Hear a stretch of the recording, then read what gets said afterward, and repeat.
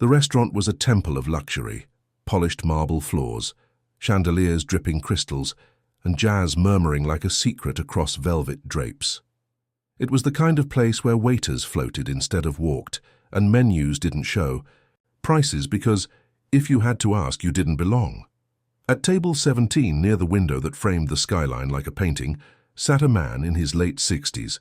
He wore a plain navy jacket, dark sunglasses, and a flat cap pulled low. A quiet figure amid the opulence, no entourage, no fanfare, just a single man with a voice like thunder resting in his chest, unnoticed for now. The maitre d' had seen him enter and raised an eyebrow. He whispered something to a waiter who snorted softly. The staff exchanged glances. Clearly, someone had slipped through the cracks of their velvet rope expectations. The man asked for water. The waiter brought it warm. He asked for the wine list. The waiter hesitated, then tossed a folded version on the table, as if offering a takeaway menu at a food court. It was subtle, but deliberate, the kind of quiet disrespect meant to shame, without consequence.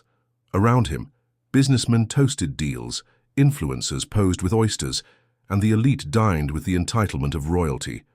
No one noticed the sharpness in the waiter's tone. Or maybe they did, and just didn't care. The man's fingers traced the base of his glass. He didn't flinch, he didn't respond. But the silence in his stillness was louder than any outburst. This wasn't just a bad day of service. This was a test, and the restaurant had no idea who they were testing. The waiter returned, now holding a notepad like a dagger. His smile was carved, not genuine, the kind meant for dismissing rather than serving. "So, what will it be?" he asked, tilting his head as if speaking to someone who didn't quite belong. His eyes darted to the man's shoes, clean, but not designer. Then to the cap, too ordinary. "You sure you're in the right place, sir?" A few nearby diners glanced over, some smirking. One couple paused mid-toast, pretending not to eavesdrop while leaning just enough to catch every word. The air shifted. It wasn't cold, but something began to freeze in the room. "I'll start with the sea base," the man said calmly, still scanning the menu. "And a glass of the Bordeaux, the 05. The waiter scoffed, loud enough to draw more attention. "That's a $300 bottle, just so you know." His tone dripped with condescension, the kind used to corner people into backing down. "I know." The response was cool, measured. It didn't satisfy the waiter. He turned abruptly, muttering loud enough to be heard, "These walk-ins keep thinking they can just play rich for a night." Laughter flickered at table 15. Someone whispered, probably an ex-actor trying to get noticed. Back at 17, the man still hadn't flinched, but his hand now rested flat on the table, still, intentional, like a prelude to thunder. The maitre d' appeared again, arms folded, lips tight. "Sir," he began, voice polished like crystal, "we do have a dress code. Flat caps typically aren't permitted." "I see," the man said, removing it slowly and placing it beside his glass. His face was now in full view, lines etched from years of war with injustice, eyes that had seen both fire and forgiveness. Silence followed. A woman at the far corner gasped softly. Recognition was blooming, but not quickly enough to stop. What came next? The maitre d' leaned in and said quietly, "We reserve the right to refuse service to anyone who doesn't meet the establishment's expectations." And just like that, the room became complicit, not by action but by silence. He didn't raise his voice, he didn't stand, he didn't need to. Instead, Samuel L. Jackson, no longer just a man at table 17, let the silence breathe for a moment longer. He adjusted his jacket, leaned back slightly, and turned his gaze slowly toward the maitre d'. There was no aggression in his face, just clarity, steel wrapped in velvet. The maitre d', sensing something shift, blinked. Is there a problem, sir?" Samuel tilted his head, just enough to seem amused. "You tell me." His voice was unmistakable now, that deliberate drawl, rich and unmistakably commanding. It rippled across the dining room like a dropped stone in still water. Conversations paused mid-sentence, forks stopped halfway to mouths, the waiter's smirk faded. His hands dropped to his sides like dead weight. A manager emerged from the back, alerted by the sudden stillness in the room. His eyes locked on Samuel and widened. Recognition dawned like a slow earthquake. Disbelief, realization, panic. "Believe," Samuel said, voice low and direct, "you were about to refuse service to a man who owns the deed to this place." Gasps. Audible now. Someone dropped a wine glass. No one dared to move. "I'm sorry, it's Mr. Jackson. We didn't know." The maitre d' stammered, shrinking. "That," Samuel cut in, voice sharp as a knife, "is the damn problem. You only treat people right when you think they matter." He stood slowly. No rush. Every inch of his frame felt like a reckoning. He turned toward the room, not just the staff, but the silent audience who'd watched humiliation with polite detachment. "Let me tell y'all something," he said, now speaking to everyone. "A respect ain't a privilege you offer based on what somebody's wearing. It's the bare minimum of being human." A few patrons lowered their heads. Others looked away, ashamed. He turned back to the waiter.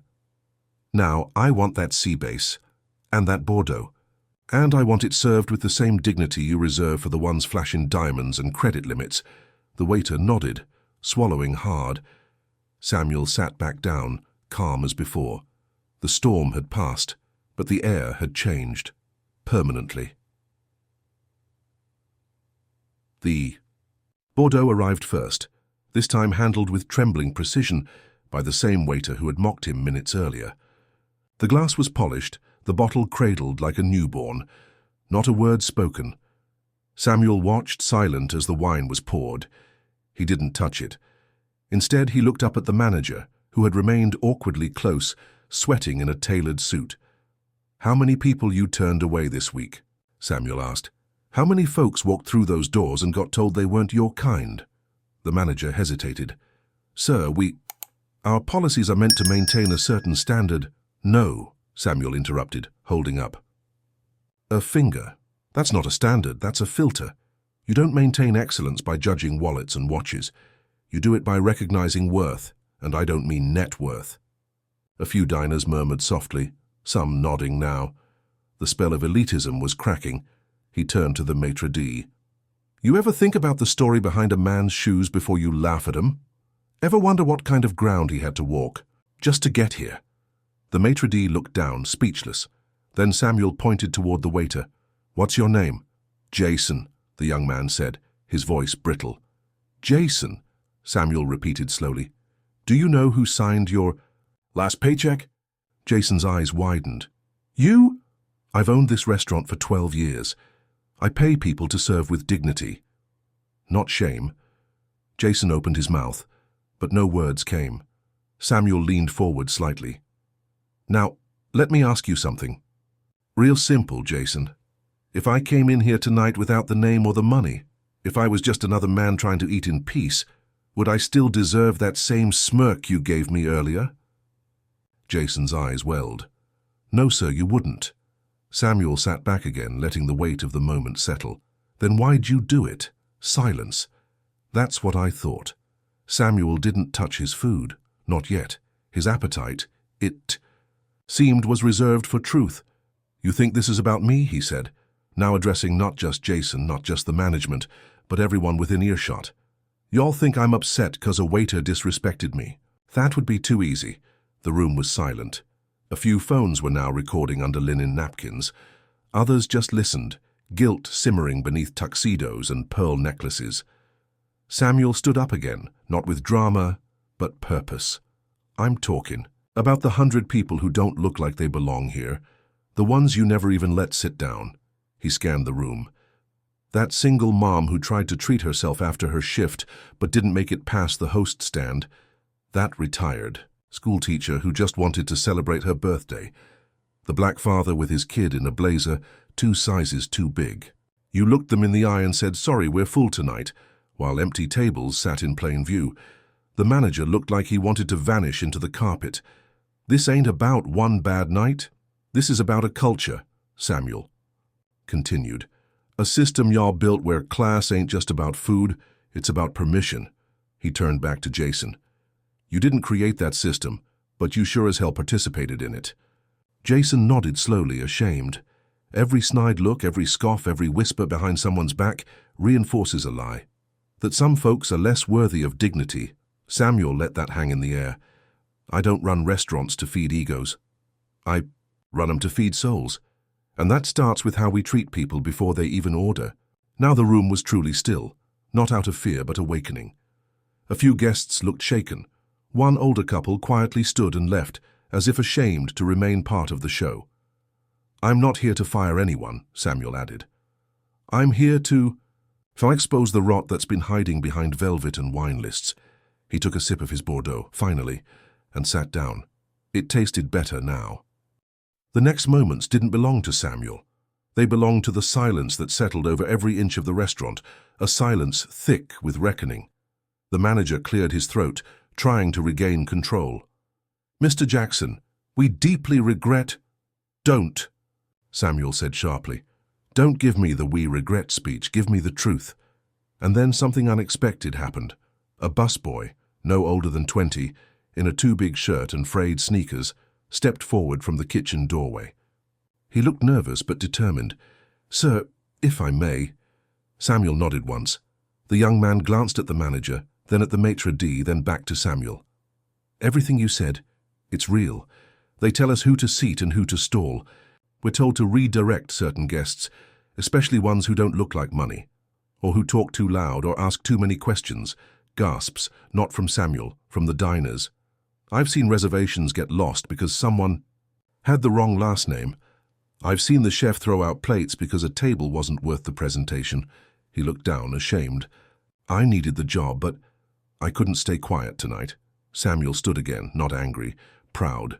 Thank you, son, he said simply. The manager's face was pale now.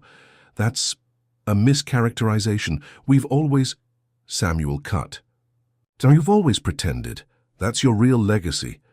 Suddenly, more voices joined in. A former hostess dining with friends raised her hand. I used to work here too. I quit because I couldn't take the way we were told to prioritize optics over honesty. Another woman spoke up from a back table. They told my husband last month that his card was declined. It wasn't. They just wanted us gone. The restaurant was unraveling, not from rage, but from confession. A system designed to look pristine was now covered in fingerprints, evidence of every silent injustice it had enabled, and at the center of it all stood Samuel L. Jackson. Calm, steady, watching the structure crack under the weight of truth. The restaurant's illusion of elegance was shattered. The veil had lifted, and beneath the polish lay a rot too deep to ignore. Samuel remained standing, his presence anchoring the room like a monument. Then, with measured resolve, he turned to the young busboy. What's your name, son? Marcos, the boy replied, voice barely above a whisper. You still want to work here, Marcos? Marcos hesitated, then nodded. Yes, sir. But not like this. Samuel looked around, then addressed the staff. Everyone here who's tired of pretending, who wants to work in a place where dignity ain't seasonal, you got a job with me. Starting tomorrow. Shock. Then applause. Cautious at first, then rising. A few servers wiped their eyes. The hostess who'd spoken out clutched her chest in disbelief. To those of you who showed respect when no one was watching, Samuel continued, you'll be promoted. You'll help me rebuild this place into what it should have always been. He looked at the manager and maitre d'. And as for you two, you're done. The manager opened his mouth to argue, but Samuel raised a hand. You don't get to represent this brand anymore. This name, this mission. Security quietly approached. No drama, just finality. The guests began applauding. This time, it wasn't performance. It was gratitude, relief. Samuel walked over to a table where an elderly woman had been dining alone. Earlier, she'd watched the humiliation silently. Now, tears shimmered in her eyes. He took her hand. Come back next week, he said gently. The menu won't change much, but the heart of this place, that's going to be brand new. She nodded, speechless. And just like that, a temple of pretense began its transformation into a sanctuary of respect. 1 week later, the restaurant reopened, not with banners or ads, but with quiet dignity. The exterior remained the same. Marble pillars, etched glass, gold-lettered signage. But inside everything had changed. Not the lighting or the linens. Those were still impeccable. It was something deeper, something you could feel when you walked through the door. Samuel returned, this time not as a silent observer, but as the anchor of the place. He didn't hide in corner tables anymore. He greeted staff by name. He watched every detail like a director on set, not with suspicion but with pride. Marcos now wore a fitted uniform and stood confidently behind the host stand. He no longer looked down at his shoes. He welcomed guests with warmth, not because he had to, but because he wanted to. The former hostess who had spoken out, now the floor manager. And every staff meeting started with a new creed Samuel had written himself. Respect is our first ingredient. Jason, the waiter who had once mocked him, was still there, but changed. After asking to stay and promising to unlearn what he'd been taught, Samuel gave him a second chance. Not as punishment, as a lesson. And Jason didn't waste it.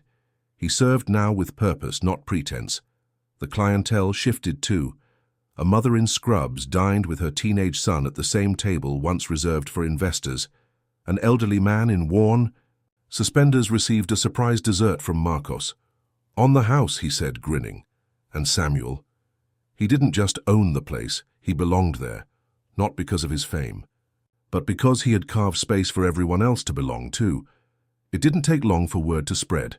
A clip from the night of the confrontation, shaky phone footage of Samuel L. Jackson standing in the middle of the restaurant delivering truth like a sermon, went viral. Within hours it was on every platform, every feed. Headlines read, Samuel L. Jackson schools a luxury restaurant on humanity. Others simply said, respect redefined.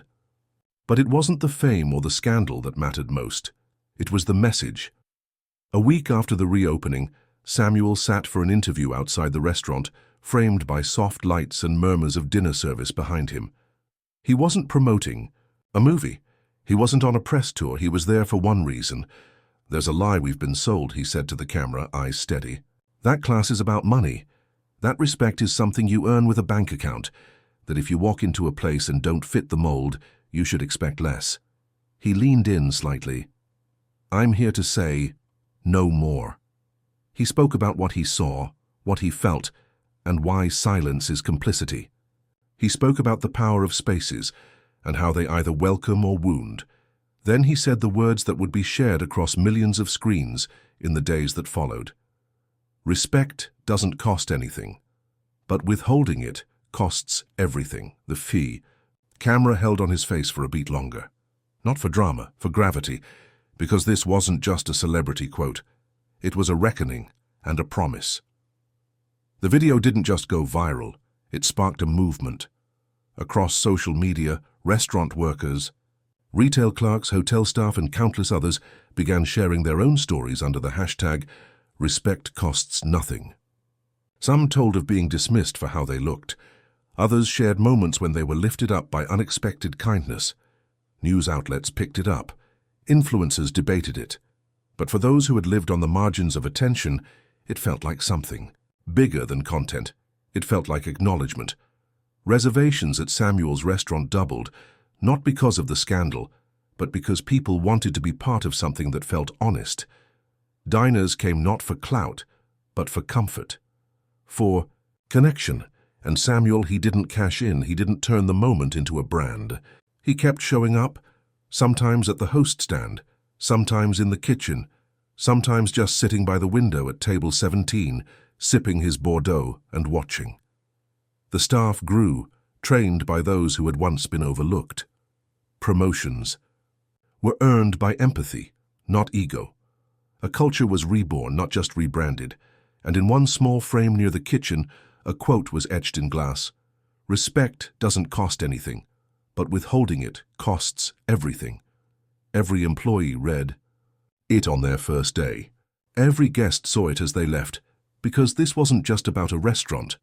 It was about a reminder that sometimes one quiet act of dignity can echo louder than 1,000 shouts. And Samuel L. Jackson, he didn't just serve justice that night, he served the world a better standard.